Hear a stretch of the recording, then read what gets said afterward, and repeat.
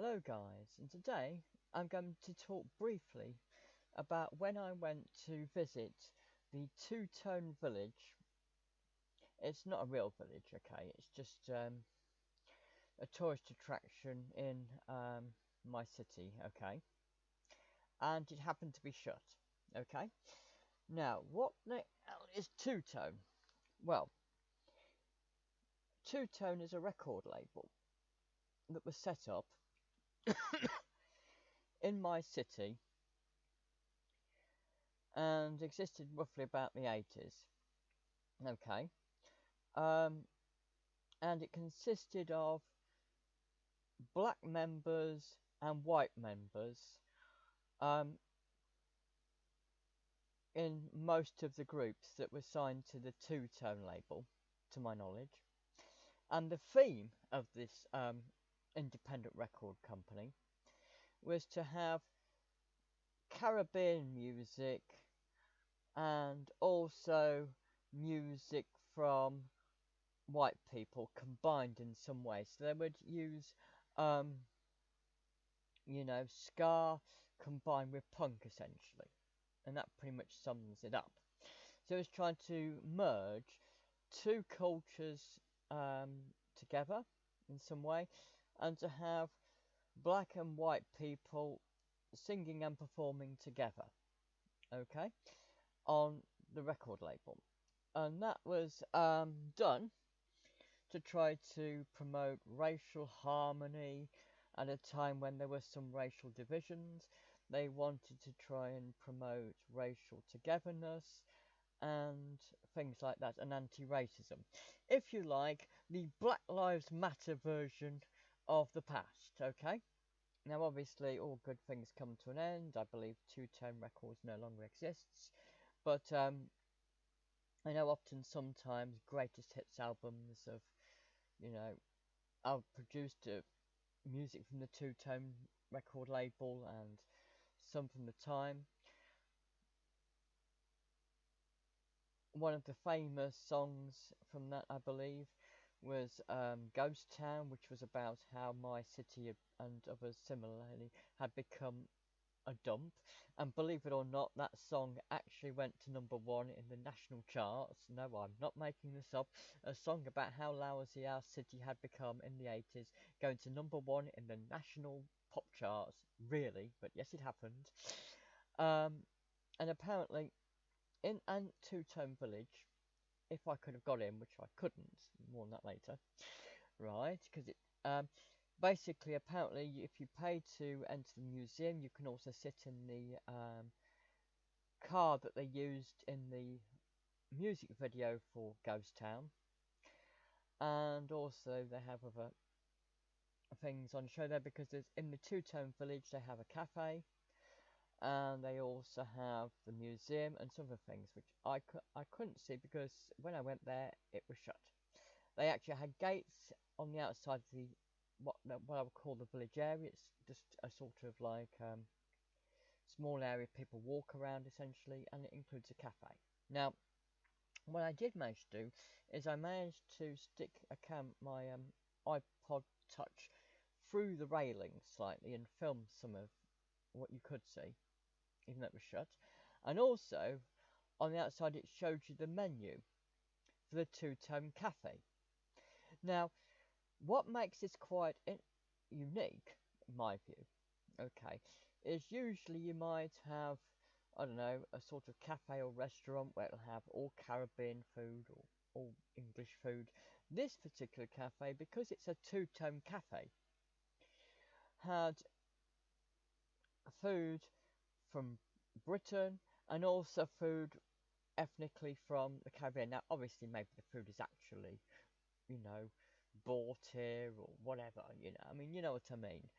It's probably not, necessarily flown in all the way from Jamaica, especially. I don't know. I mean, I can't comment, to be honest, but I just know that they tried to provide Caribbean food to people and also traditional English food to people in the same cafe, which is quite unique, to be honest. But it is part of the theme of Two Tone, which was about black culture and white culture working together in harmony. Okay, so that's what two-tone is about. Okay, and you can see what I saw when I went there. Okay, I did originally intend to see if I could get into the museum just to film what was inside the museum. It's only I think about £4 to get in. I just wanted to go there and do a film of it while I was there, but apparently I was locked out because apparently they weren't open when I went. Okay, it wasn't because it's very late, it's just I believe the way it was. So there you go, guys. You can see what I saw.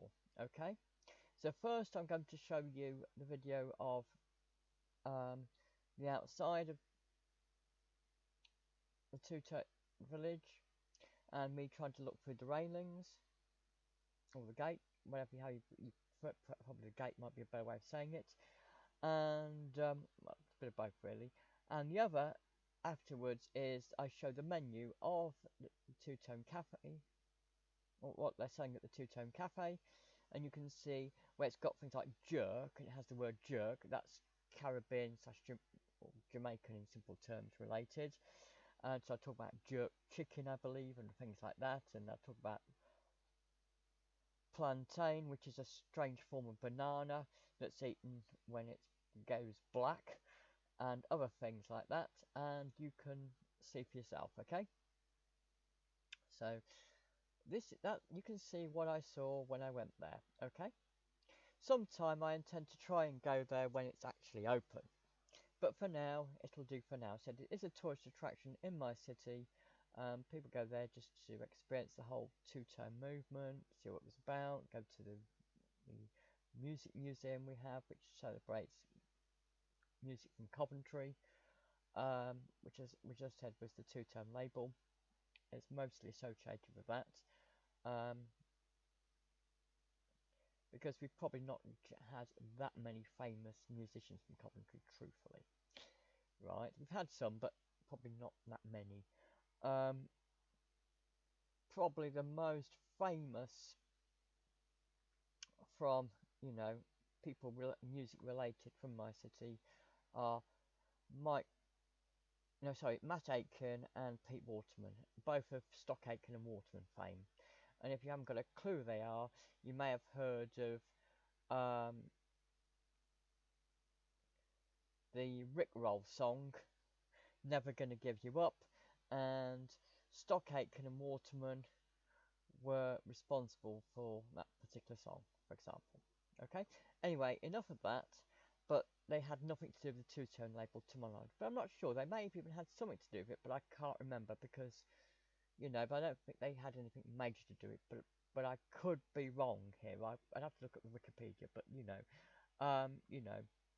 when Pete Waterman and Stock Aitken were famous, they had nothing really famous. They had nothing to do with two-tone.